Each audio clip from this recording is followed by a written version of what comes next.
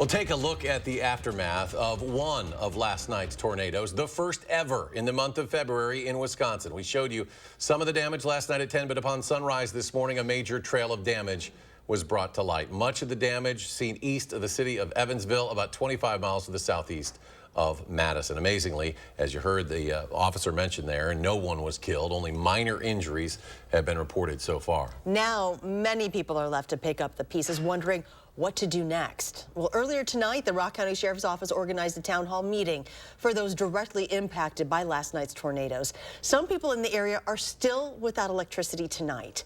Armand Rahman is in Evansville. And Armand, do we know exactly when people there can expect the lights to go back on? Well, Charlotte and Eric, while most people have their power back on, the Rock County Emergency Director says some people will have to wait for electricity and they won't get it back before Monday or Tuesday. And there's people be a long time without power, and that's hard. The director of Rock County Emergency Management says it's taking longer to restore power to some lines because there's significant damage to the main transmission line on Highway 59. The problem is those poles are all out of whack, and transmission's very hard to repair. It takes a specialization. And so they need to clear the debris. Right now, first responders calculate 25 structures damaged by FEMA definitions. We're tracking 1 destroyed, 11 major, 9 minor, and 4 affected.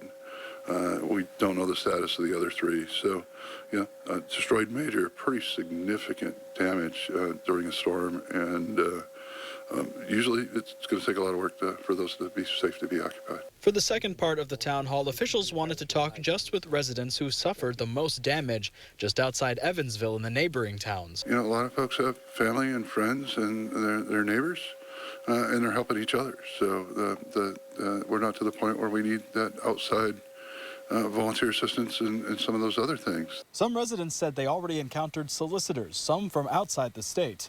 Law enforcement says they'll have extra patrol in the worst damaged areas to catch any potential scammers. The last thing we want to do is one of the victims of a natural disaster to become a victim again.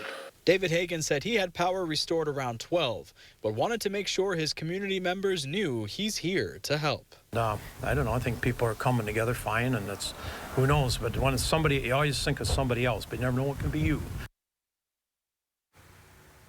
Now, tonight, officials want you to remember the numbers 211. They say if your property hasn't been assessed by officials or your neighbors hasn't been assessed just yet, make sure you call or text 211 or take photos of that damage and report it online or through the 211 Wisconsin app.